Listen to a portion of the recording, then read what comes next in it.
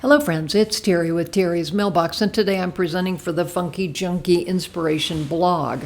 Our challenge was to use our favorite product.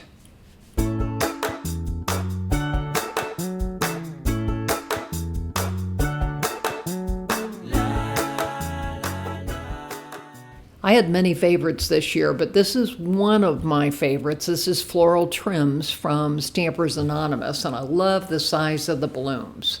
So again, here is that stamp set. You can see it's two, lengthwise type of bloom arrangements.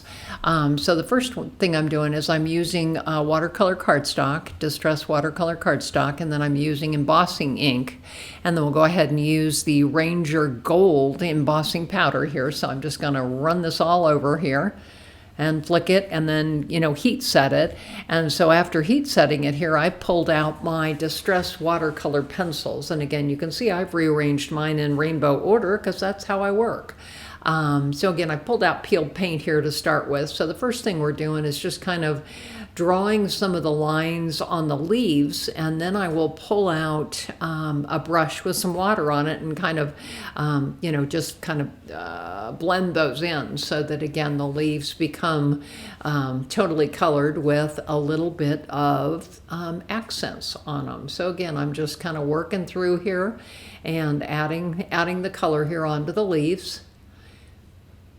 This is just such a relaxing technique, is to just, and the embossing powder really kind of holds your water and keeps the color engaged. So next I'm moving on to doing the flowers, and you can see another way you can work with these watercolor pencils is to wet a paintbrush and then run it across the tip of the watercolor pencil. So, again, this is picked raspberry that I'm using here to do the pinks, and then I've got spiced marmalade in there for the orange.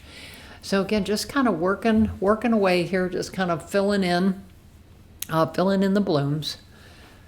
Such a pretty stamp set. I just, I've used this multiple times, and I really, really, really do love this one. So again, just still working on filling in some of the blooms. There's that final bloom here. We got to give it a little bit of color too. So still working.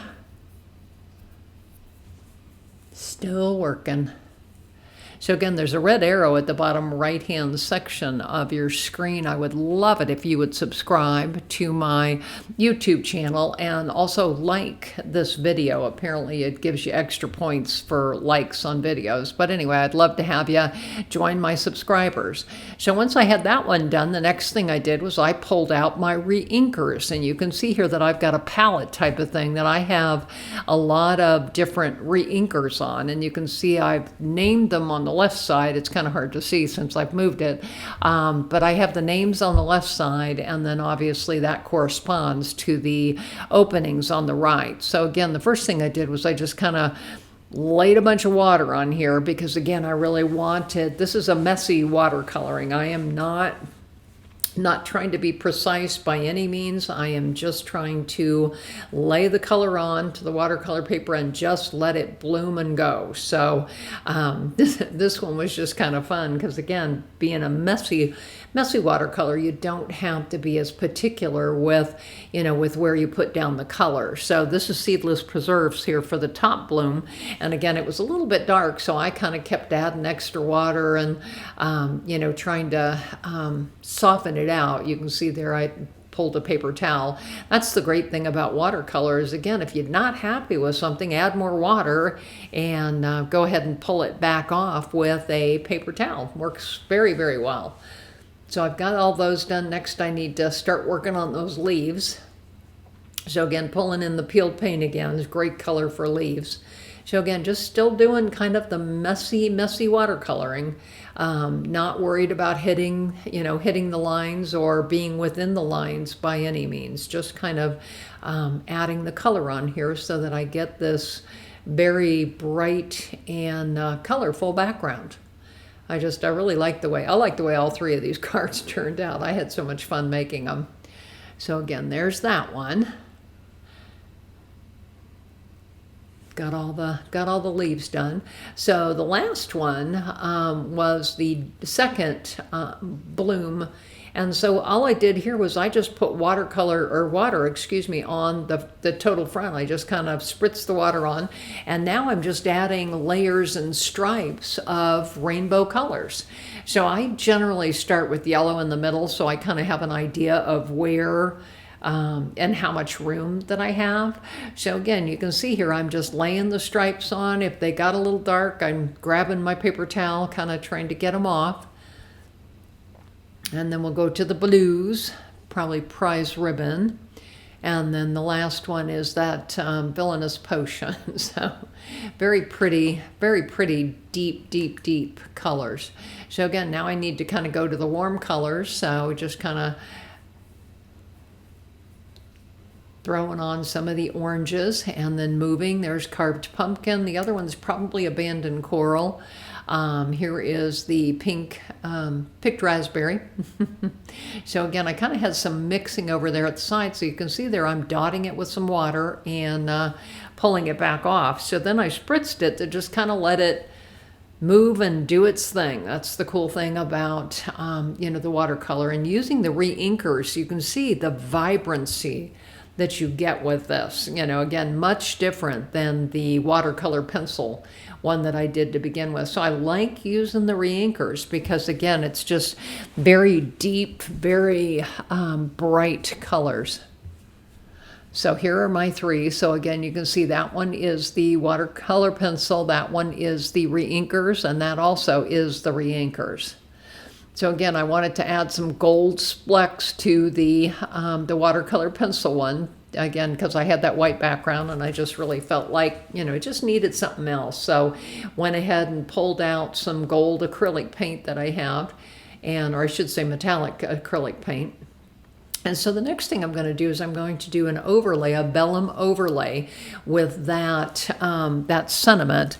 And that one is from the Observations set. So once I have it gold embossed, then I'm just kind of using my tape runner here to wrap the vellum around the perimeter of the front, and then we'll go ahead and attach that to an A2 card base. And I always use this tacky glue when I'm dealing with watercolor paper because it just sometimes doesn't want to attach very well. So again, I run it around the perimeter and then I use my finger and just kind of rub it towards the very edge of the paper. And that way I make sure that those edges are all covered so that when I attach the card to the front, it's going to stick.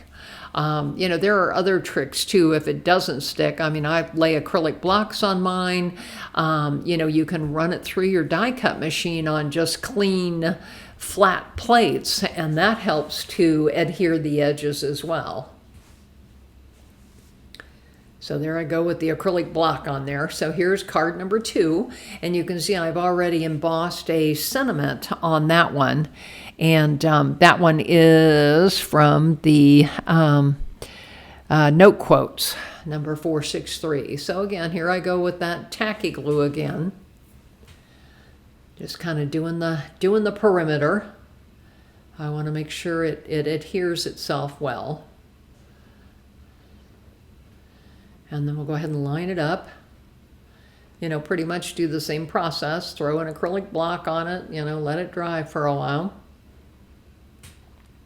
But I really was pleased with the colors that I got here. And you can see here on the bottom, I've got a little, this is, let's see, it's one of the noteworthy quotes. And I'm just going ahead and rubbing the glue on. And again, I'll put the links down in the bottom so that you can see exactly which products I used. And you can see here that I'm a 1/4 inch short on that side over by the, where the fold is. And so what I'm doing is I'm going to go ahead and add a piece of gold glitter paper on the side there just to kind of embellish it.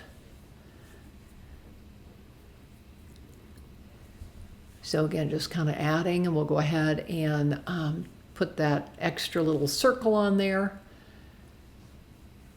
And I did pop that up with just regular old foam, fun foam from the hobby store. And then I trimmed it. So there's that one. Then here's the one with the artistry. Here is that messy watercolor one. So I hope you've enjoyed this today. It's Terry with Terry's Mailbox. I'm on Facebook, Instagram, YouTube, and Blogger. Would love to have you join my subbies.